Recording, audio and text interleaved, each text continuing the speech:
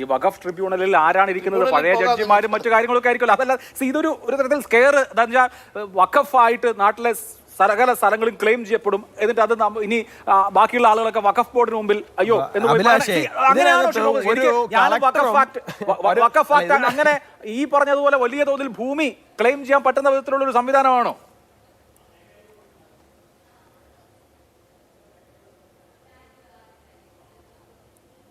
എന്നോടാണോ? അതെ അതെ അതെ.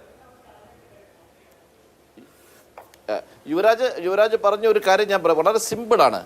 ഒരു ഭൂമി, എൻ്റെ യുവരാജിൻ്റെ പേരിൽ ടൈറ്റിലുള്ള ഒരു ഭൂമി, യുവരാജിൻ്റെ ഫാമിലിയുടെ പേരിൽ ടൈറ്റിലുള്ള ഒരു ഭൂമി എനിക്ക് യൂസറായിട്ടോ എനിക്ക് ഓറലായിട്ടോ എഴുതിയോ വഖഫ് ചെയ്യാൻ കഴിയില്ല. യുവരാജിൻ്റെ ആ ടൈറ്റിൽ ഉണ്ടെങ്കിൽ യുവരാജ് ട്രൈബ്യൂണലിൽ ഒരു പെറ്റീഷൻ കൊടുത്താൽ എൻ്റെ എല്ലാ വഖഫ് അധികാരങ്ങളും നഷ്ടപ്പെടും.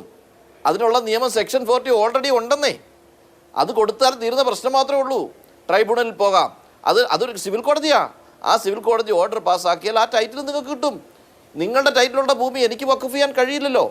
എൻ്റെ ടൈറ്റിലുള്ള ഭൂമി ഞാൻ വഖഫ് ചെയ്താൽ അതിനുശേഷം അതിനെതിരെ യുവരാജ് വരികയാണെങ്കിൽ അതൊരു ഡിഫറൻറ്റ് ഇഷ്യൂ ആണ്.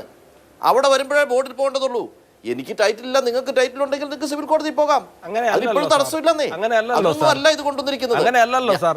അങ്ങനെയാണെങ്കിൽ നിങ്ങൾ എന്തിനാ നേരത്തെ തമിഴ്നാട്ടിലുള്ള ഒരു ഗ്രാമത്തിന് മുഴുവനായിട്ട് നോട്ടീസ് അയച്ചിരിക്കുന്നത്? അവരാരെങ്കിലും നിങ്ങൾക്ക് തന്നായിരുന്നോ ഭൂമി? അവരാരെങ്കിലും തമിഴ്നാട് വഖഫ് ബോർഡിന് എഴുതി കൊടുത്തിട്ടുണ്ടായിരുന്നോ ഭൂമി? അവരാരെങ്കിലും വാക്കാൻ പറഞ്ഞിട്ടുണ്ടായിരുന്നോ? അല്ലല്ലോ. അവരുടെ ഏതോ പൂർവികര് വാക്കാൻ യുവരാജെ, തമിഴ്നാട്ടിലെ ഒരു ഗ്രാമത്തിലെ ഒരു ഭൂമി കൈവശം വെച്ചിരിക്കുന്ന ഒരാൾക്കൊരു ടൈറ്റിൽ ഉണ്ടെങ്കിൽ ആ ടൈറ്റിൽ ഹോൾഡർക്ക് അപ്പോൾ തന്നെ സിവിൽ കോടതിയിൽ പോയി ഇൻജങ്ഷൻ വാങ്ങാം. അതിന് യാതൊരു തടസ്സവും ഈ അമെൻമെന്റ് ഇല്ലെങ്കിലും ഇല്ല. വെറുതെ അങ്ങ് പറഞ്ഞുണ്ടാക്കാമോ? വഖഫിന്റെ ഭൂമിയില് തങ്ങളുടേതാണെന്ന് പ്രൂവ് ചെയ്യാൻ വേണ്ടിയിട്ട് എങ്ങനെയാണ് കോർട്ടിൽ പോകാൻ സാധിക്കുക? എനിക്ക് മനസ്സിലാകുന്നില്ല.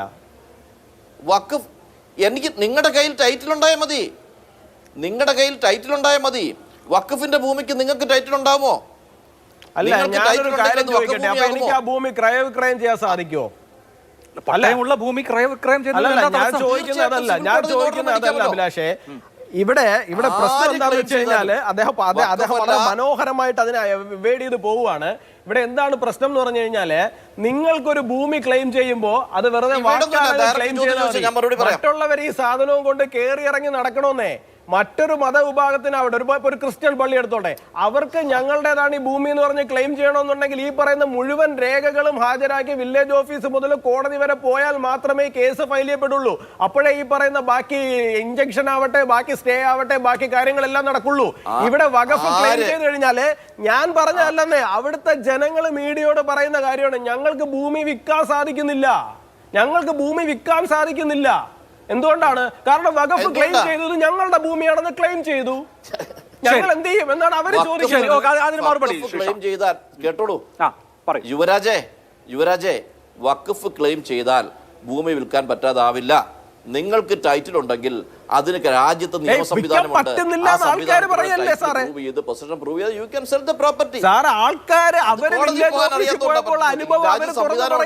സെക്ഷൻ 40 ഉണ്ട്. അവർ തുറന്നു പറഞ്ഞെങ്കിൽ നിങ്ങൾക്കത് നല്ല ഉപേക്ഷ കൊടുക്കാൻ നിങ്ങൾക്ക് പറ്റാതെ നിങ്ങളാണത് കേട്ടതെങ്കിൽ ഞാനൊരു അഭിഭാഷകൻ എന്നുള്ളേക്ക് പറയുകയാണ്, സെക്ഷൻ 40 നിലനിൽക്കുന്നിടത്തോളം കാലം അവർക്ക് ട്രൈബ്യൂണലിൽ പോകാം, അതല്ല സിവിൽ കോടതിയിൽ പോകാം. എനിക്ക് ടൈറ്റിൽ ഉണ്ടെന്ന് ഞാൻ പ്രൂവ് ചെയ്താൽ എന്തടിസ്ഥാനത്തിലാണ് ഈ ക്ലെയിം? അവര് പോകണം, അവിടെയാണ് പ്രശ്നം. എനിക്കിപ്പോ നിങ്ങളുടെ ഭൂമി വേണം എന്നുണ്ടെങ്കിൽ ഞാൻ രേഖയുമായിട്ട് നിങ്ങളുടെ പിറകിൽ വരണം, അധികാരികളുടെ അടുത്ത് പോകണം. ഇവിടെ പ്രശ്നം എന്താന്ന് പറഞ്ഞു കഴിഞ്ഞാല്, എന്റെ ഭൂമി നിങ്ങൾ ക്ലെയിം ചെയ്ത് കഴിഞ്ഞാല് നിങ്ങളല്ല പോകേണ്ടത്, നിങ്ങളുടേതാണെന്ന് പറഞ്ഞത്. പകരം എന്റേതാണെന്ന് പ്രൂവ് ചെയ്യാൻ ഞാൻ കയറി ഇറങ്ങി നടക്കണം. വഖഫായാലും ദേവസ്വമായാലും വ്യക്തികളായാലും ട്രസ്റ്റുകളായാലും ആര് ക്ലെയിം ചെയ്താലും എനിക്ക് ടൈറ്റിലുള്ള ഭൂമിയിൽ എന്റെ അവകാശം ഞാൻ സ്ഥാപിക്കാൻ എനിക്ക് നിയമ സംവിധാനം ഇവിടെ ഉണ്ട്. അത് നിങ്ങളുടെ ഔദാര്യമൊന്നുമല്ല സാറേ, അത് നിങ്ങളുടെ ഔദാര്യമൊന്നുമല്ലല്ലോ. അത് രാജ്യത്തെ എല്ലാ പൗരന്മാർക്കുള്ള അതിന് വഖഫ് ആക്ട് അമെൻഡ് ചെയ്യണ്ടെന്ന് പറഞ്ഞുള്ളൂ. ഔദാര്യമൊന്നും വേണ്ട. അതിന് വഖഫ് ആക്ടിന്റെ യാതൊരു രേഖയില്ലാതെ ഒരു കാര്യം കയറി ക്ലെയിം ചെയ്യാം. ശരി, ഓക്കെ.